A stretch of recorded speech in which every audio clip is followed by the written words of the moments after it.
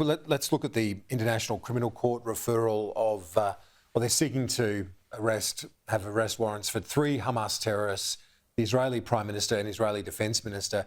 The moral equivalence here has been rejected by all and sundry, I think. It's certainly the Minister Ed Husic today said that. He rejects that moral equivalence, but he's also staggered by the coalition's suggestion we should withdraw from the ICC if they go ahead with these arrest warrants.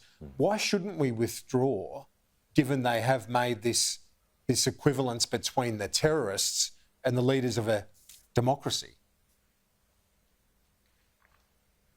Well, Kieran, I actually found Peter Dutton's suggestion that we should withdraw from the ICC to be really disturbing today.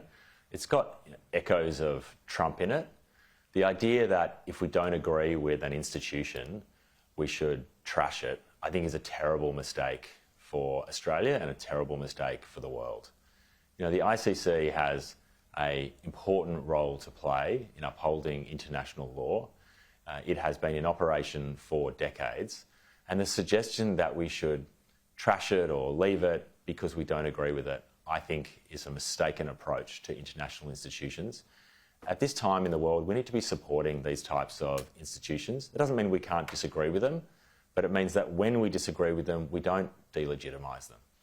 And it makes me very concerned for Australia. Like, what would Peter Dutton do with other institutions on he this disagreed case? With?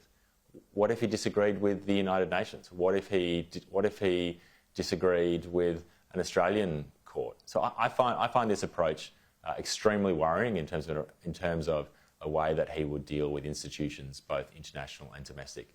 In terms of this particular case, the government has said that we're not going to comment on a particular case that is underway at the moment. What we have said is that the government supports the application of international law. We have consistently called, in the case of this conflict, for civilians to be protected and for international law to be upheld and for humanitarian assistance to be provided, and I think that's the right line. Andrew Charlton, we're out of time. I'll talk to you soon.